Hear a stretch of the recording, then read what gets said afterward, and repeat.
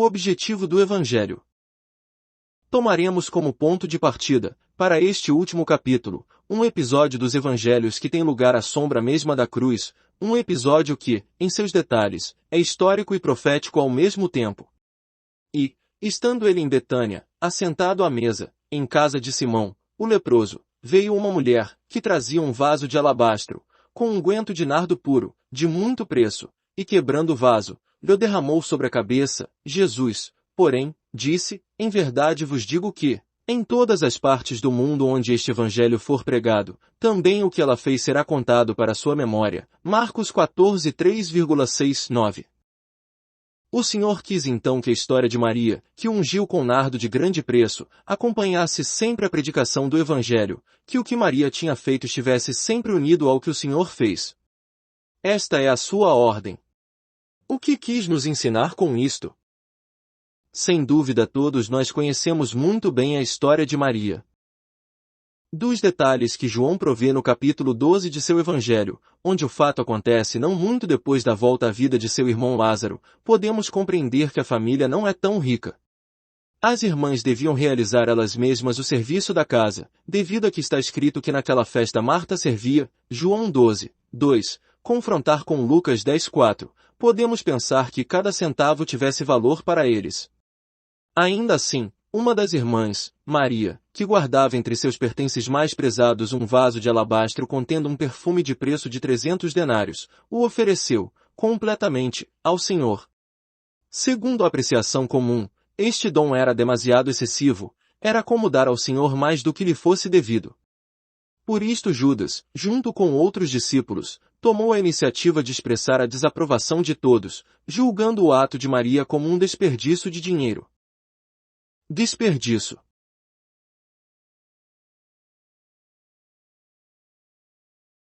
Mas alguns houve que em si mesmos se indignaram e disseram, para que se fez este desperdício do bálsamo? Pois podia ser vendido por mais de 300 denários que se dariam aos pobres. E bramavam contra ela. Marcos 14, 4, 5. Estas palavras nos conduzem àquilo do que, penso eu, o Senhor quer que reflitamos juntos, ou seja, que significa o termo desperdício. O que é um desperdício? Desperdiçar significa, entre outras coisas, dar além do necessário. Se R$1 é suficiente para pagar um objeto e vocês entregam R$100, isto é desperdiçar. Se alcançam 2 gramas e vocês usam 1 quilograma, também isto é um desperdício.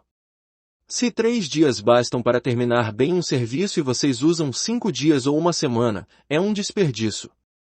Desperdiçar quer dizer dar demasiado para demasiado pouco.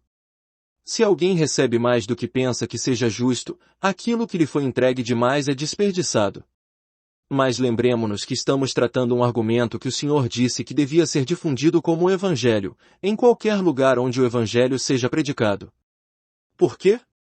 Porque ele quer que a predicação do Evangelho produza alguma coisa similar à ação de Maria, vale dizer, homens e mulheres que venham para desperdiçar-se com ele. Este é o resultado que ele procura. É necessário considerar este fato de desperdiçar-se com o Senhor sob 2 aspectos, o de Judas, João 12, 4, 6, e o dos outros discípulos, Mateus 26, 8, 9, e para o nosso escopo atual confrontaremos com histórias paralelas. Os 12 discípulos julgaram o gesto de Maria como um desperdício. Para Judas, que não tinha jamais chamado a Jesus de Senhor, evidentemente tudo aquilo que lhe era oferecido era desperdiçado. Não somente o unguento era um desperdício, mas também a água o teria sido. Judas representa aqui o mundo. Aos olhos do mundo o serviço do Senhor e a entrega de nós mesmos a Ele, para seu serviço, são um desperdício. Ele nunca foi amado, nunca teve um lugar nos corações do mundo.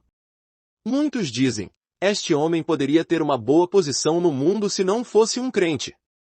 Se um homem tem talentos naturais de um certo valor aos olhos do mundo, é considerado uma vergonha de sua parte servir ao Senhor. Pensa-se que um semelhante homem valha demasiado como para dedicar-se a ele. Que desperdício de vida útil, se dirá. Permitam-me contar uma experiência pessoal. Em 1929, eu voltei de Xangai a Fuoshan, a minha cidade natal. Um dia, enquanto caminhava na rua apoiado numa bengala, a causa de minha grande debilidade e má saúde, encontrei um dos meus velhos professores da universidade. Ele me convidou a uma casa de chá, e nos sentamos. Olhando-me da cabeça aos pés e dos pés à cabeça, me disse: escuta, durante os seus estudos tínhamos muita estima de você, e esperávamos que teria feito grandes coisas. Você quer me dizer que isto é tudo o que você conseguiu fazer? Me fez esta pergunta cortante, fixando-me com seus olhos penetrantes.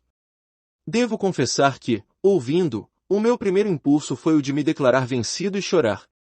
A minha carreira, a minha saúde, tudo estava perdido, e agora o velho professor que tinha me ensinado direito na universidade estava ali, diante de mim, e me perguntava: você ainda está no mesmo ponto, sem nenhum sucesso, sem nenhum progresso, sem nada de valor.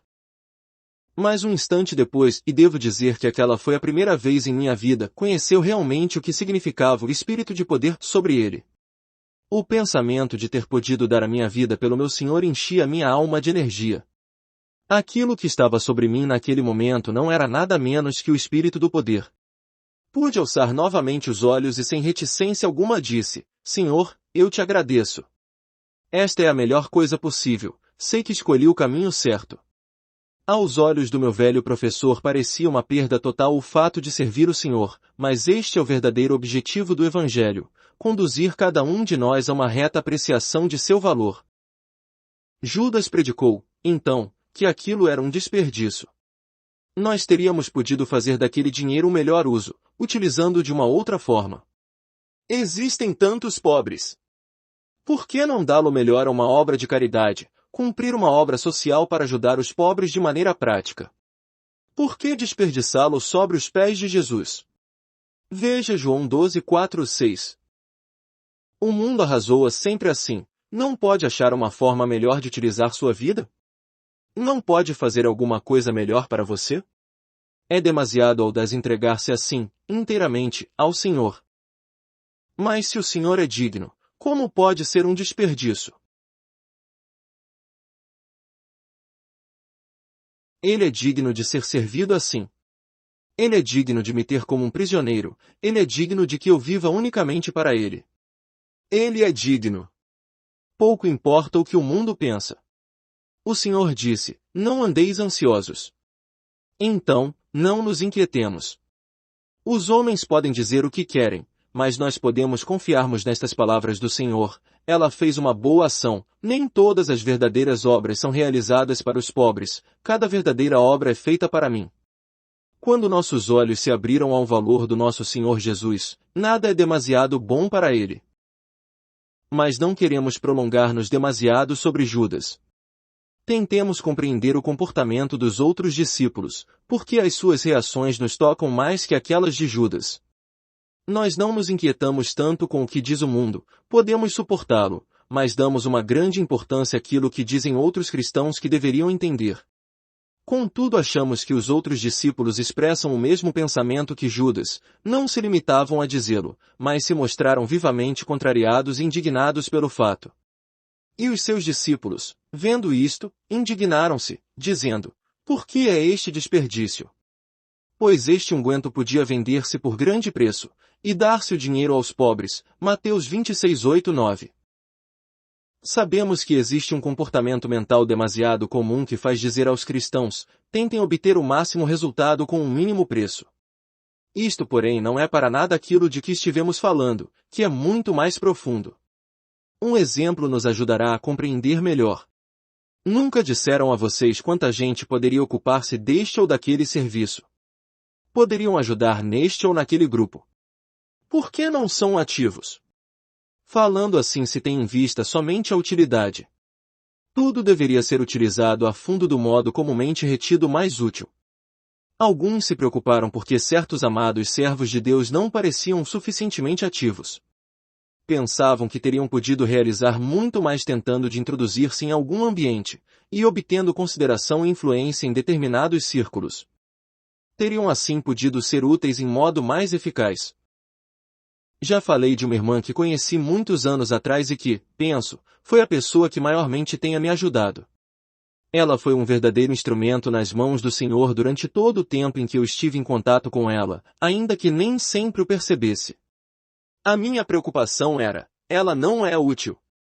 Eu me repetia continuamente, por que não vá a algum lugar a organizar reuniões, a fazer alguma coisa?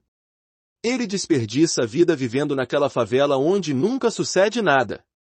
Algumas vezes, quando ia visitá-la, estava tentado a repreendê-la. Eu dizia, ninguém conhece o Senhor como você. Vive realmente a palavra de Deus. Não vê quanto há para fazer lá fora? Por que não faz alguma coisa? É uma perda de tempo, uma perda de energia, uma perda de dinheiro, uma perda de tudo ficar ali sem fazer nada. Não, irmãos, esta não é a primeira coisa que se deve fazer para o Senhor. Ele quer certamente que vocês e eu sejamos úteis. Deus me livre de predicar a inatividade, ou de aprovar um comportamento de indiferença no que diz respeito às necessidades do mundo. Como Jesus disse, o Evangelho será predicado em todo o mundo. Mas tentemos compreender aquilo que é essencial.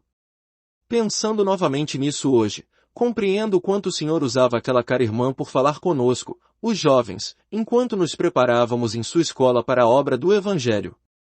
Não poderei jamais agradecer o suficiente ao Senhor por ela e pela influência que sua vida exerceu na minha. Qual é, então, o segredo?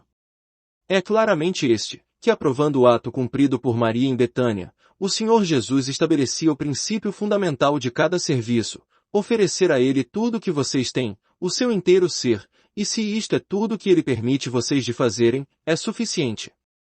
Não é necessário ver, como primeira coisa, se os pobres foram socorridos ou não. Isto virá depois, mas, antes que nada é preciso se perguntar, o Senhor está satisfeito. Podemos predicar num grande número de reuniões, organizar numerosos convênios, tomar parte de muitas campanhas de evangelização. Estamos certamente em condições de fazê-lo. Podemos trabalhar e ser utilizados plenamente, mas o Senhor não se ocupa muito de nosso empenho incessante em sua obra, não é este seu primeiro desejo.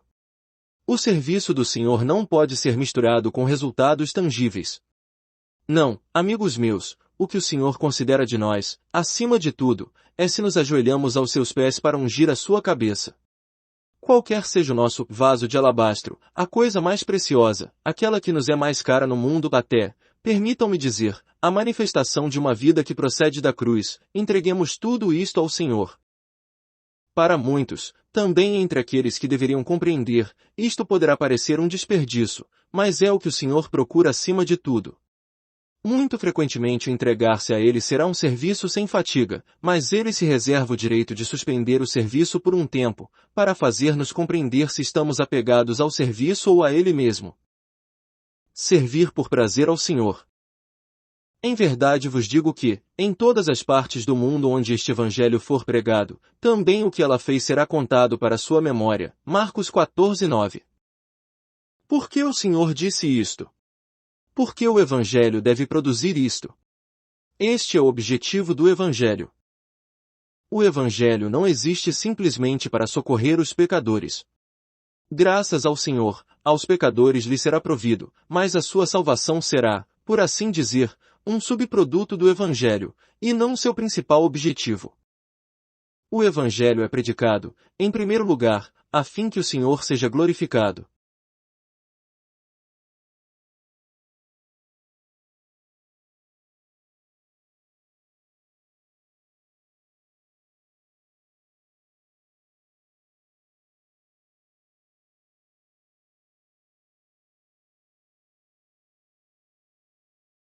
Eu temo que nós coloquemos demasiada ênfase sobre o bem dos pecadores, e que não apreciemos suficientemente o verdadeiro objetivo que o Senhor quer alcançar. Temos em mente qual seria a sorte dos pecadores se não existisse o Evangelho, mas esta não é a consideração essencial. Sim, graças a Deus, o pecador tem a sua parte.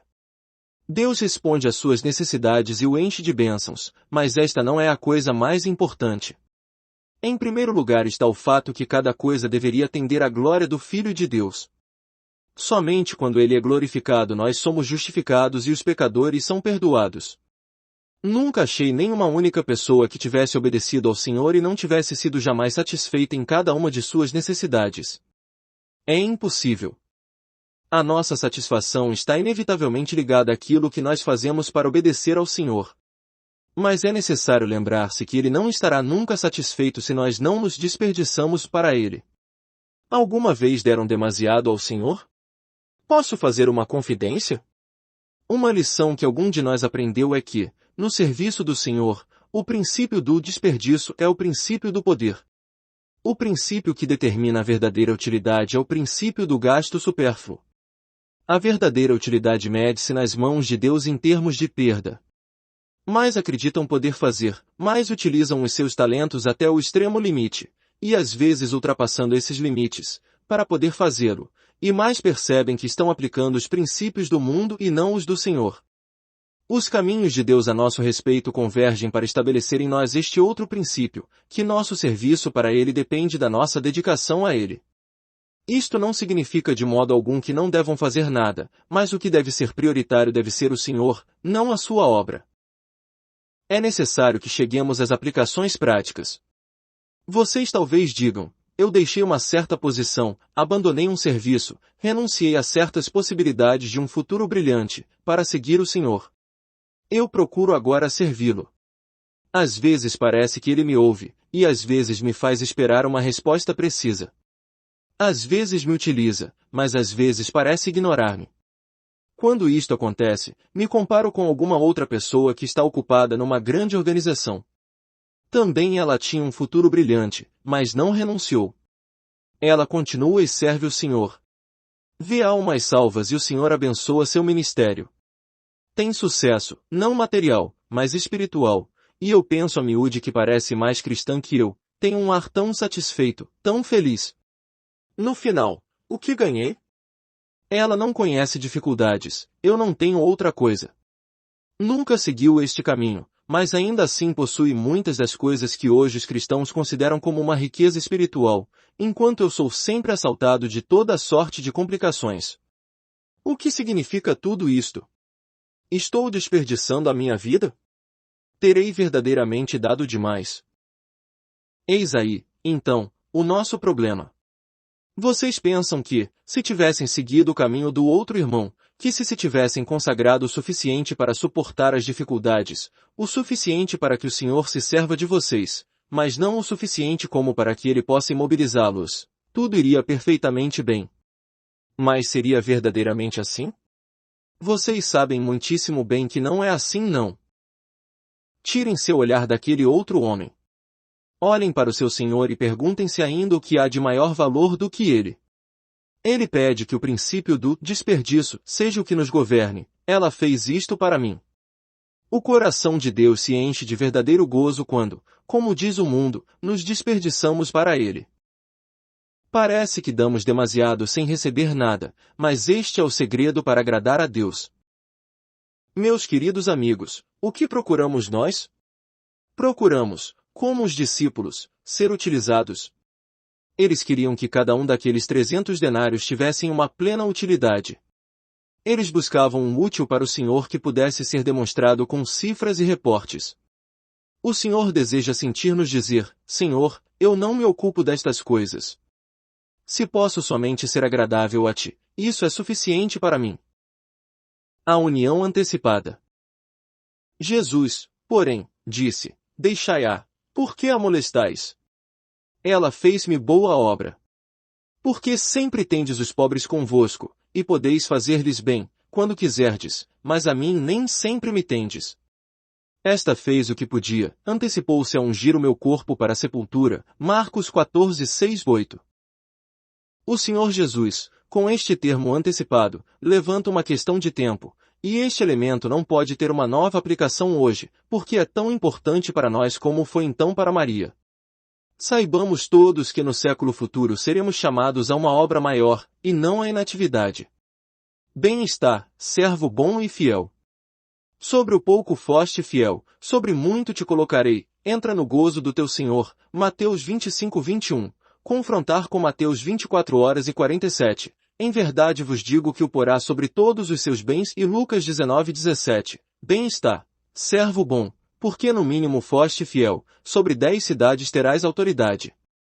Sim, haverá um serviço maior, porque a construção da casa de Deus prosseguirá, justamente como na história continuou a preocupação pelos pobres. Os pobres estiveram sempre com os discípulos, mas estes não tiveram sempre o Senhor. Esta ação de Maria, esta unção de Jesus com o perfume de nardo precioso, devia ser cumprida com antecipação, porque uma semelhante ocasião não se teria mais apresentado. Eu acredito que naquele dia amaremos todos o Senhor, como não o temos amado jamais neste período de nossa vida, porém penso que existirá uma maior bênção para aqueles que tiveram entregado tudo a Ele, hoje, desde agora. Quando vejamos face a face, estou seguro que todos romperemos nossos vasos e verteremos seu conteúdo aos seus pés.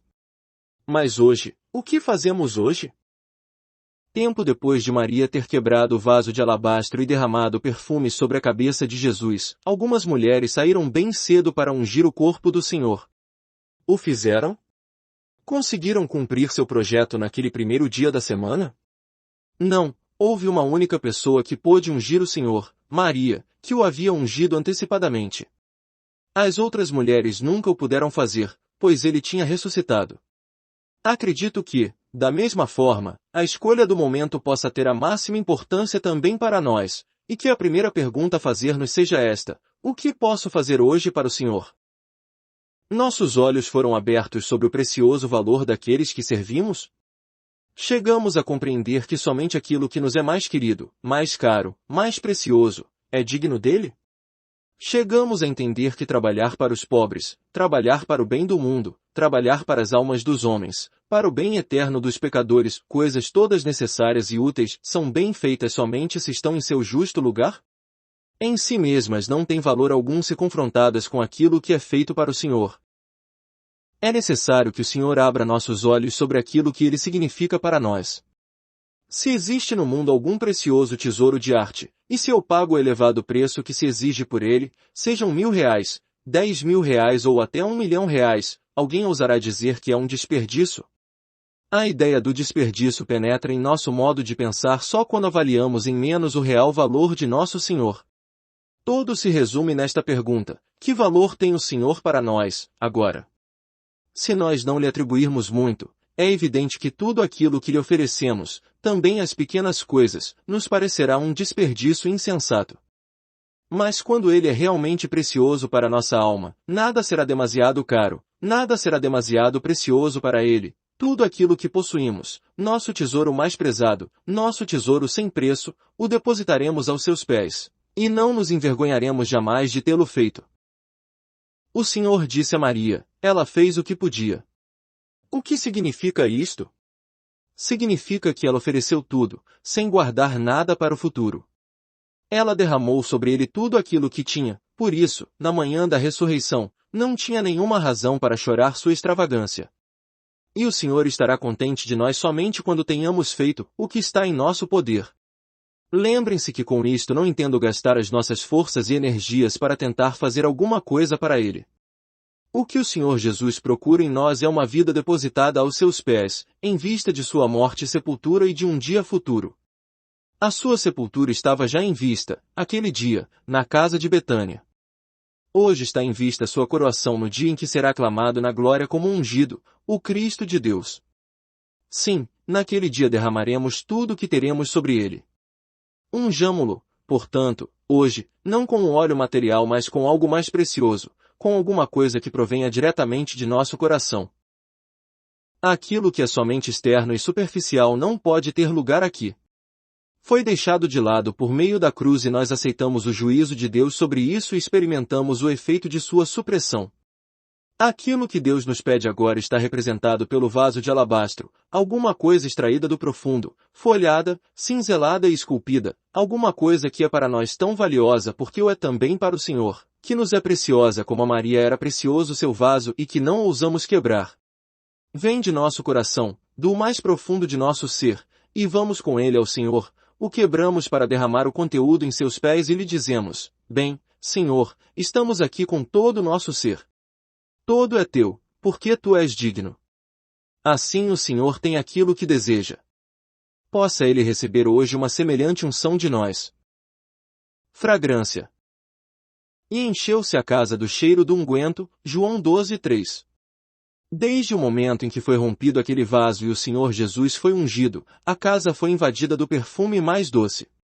Todos podiam senti-lo, e ninguém podia ignorá-lo. O que significa isto? Quando vocês encontram um cristão que realmente tem sofrido, alguém que tem atravessado com o Senhor experiências que tenham ultrapassado seus limites, e que, ao invés de tentar ser liberado para ser útil, se deixou fazer prisioneiro dele, aprendendo assim a encontrar sua satisfação somente no Senhor, imediatamente percebem alguma coisa, a nossa sensibilidade espiritual perceberá em seguida um doce perfume de Cristo. Alguma coisa, naquela vida, foi quebrada, triturada, e por isso vocês sentem a fragrância. O perfume que encheu a casa de Betânia naquele dia continua a encher hoje a igreja, a fragrância de Maria não desaparece nunca. Foi suficiente um único golpe para romper o vaso para o Senhor, mas este gesto, aquela dedicação ilimitada de si e do perfume daquela unção, permanecem até hoje. Nós falamos aqui daquilo que somos, não do que fazemos ou predicamos. Talvez tenham pedido ao Senhor que se sirva de vocês durante muito tempo, de forma que possam levar aos outros alguma coisa dele. Naquela oração não pediram o dom da predicação ou do ensino, mas o de poder levar em seu contato com outros, alguma coisa de Deus, da presença de Deus, depois de ter colocado tudo o que possuíam de mais prezado aos pés do Senhor Jesus. Mas uma vez que chegaram a este ponto, vocês podem parecer bem utilizados ou não, numa forma externa, mas o Senhor começará a utilizar vocês para suscitar em outros o desejo dele.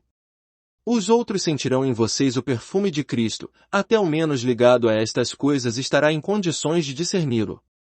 Cada um perceberá que há aqui um que caminha com o Senhor, que sofreu, que não agiu por si mesmo, que aprendeu o que significa submeter tudo a ele.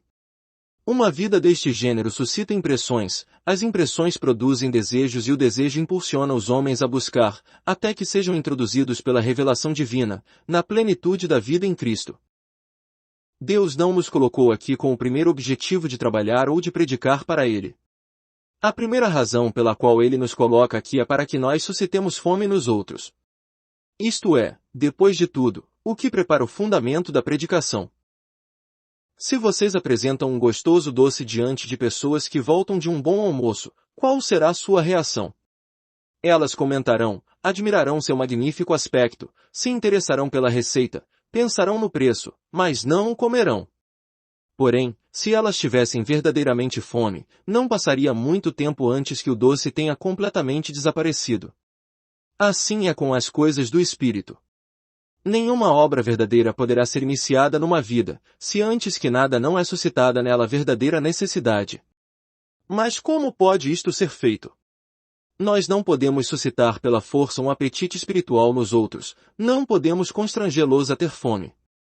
A fome deve se produzir espontaneamente, e só pode acontecer através daqueles que levam em si a marca de Deus. Gosto de pensar nas palavras daquela mulher importante de Sunem. Falando do profeta que havia hospedado sem ainda conhecê-lo, disse, eis que tenho observado que este que sempre passa por nós é um santo homem de Deus, 2 Reis 4:9. O que produziu esta impressão nela não foi o que tinha feito ou o que tinha falado o profeta Eliseu, mas aquilo que ele era. Em sua forma simples de pensar, ela havia podido perceber alguma coisa, tinha enxergado. O que veem os outros em nós? Podemos deixar muitos tipos de impressões, podemos deixar a impressão de que somos inteligentes, que somos cultos, que somos isto ou aquilo. A impressão que deixava Eliseu era uma impressão de Deus mesmo. A influência que podemos ter sobre os outros depende de uma única coisa, da obra que cumpriu a cruz em nós, pela confirmação da vontade de Deus. Ela pede que eu tente de obedecer somente o Senhor, sem me preocupar daquilo que vai me custar. A irmã de que falei antes encontrou-se, um dia, numa situação muito difícil, que podia lhe custar tudo. Eu estava perto dela, naquele momento, e nos ajoelhamos para orar, que os olhos úmidos. Alçando o olhar para o céu, ela disse, Senhor, estou pronta para deixar quebrantar meu coração para satisfazer o teu.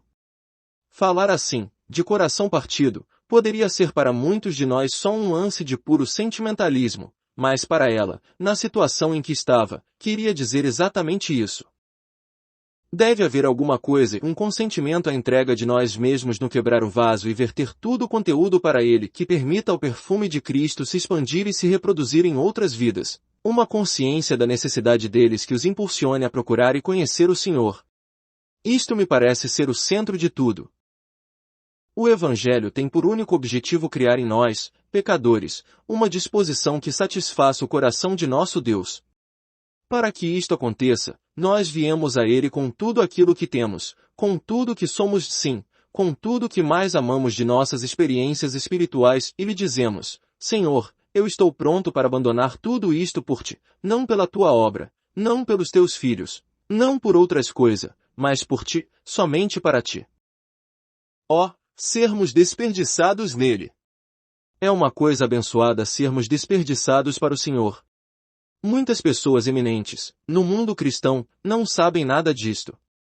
Muitos de nós fomos utilizados plenamente, talvez demais, mas não sabemos o que quer dizer sermos desperdiçados em Deus. Gostamos de estar sempre ocupados, o Senhor poderia preferir alguma vez ter-nos em prisão. Nós vemos tudo em termos de viagens apostólicas, Deus se digna ter seus maiores embaixadores acorrentados. Graças, porém, a Deus que em Cristo sempre nos conduz em triunfo, e por meio de nós difunde em todo lugar o cheiro do seu conhecimento. 2 Coríntios 2,14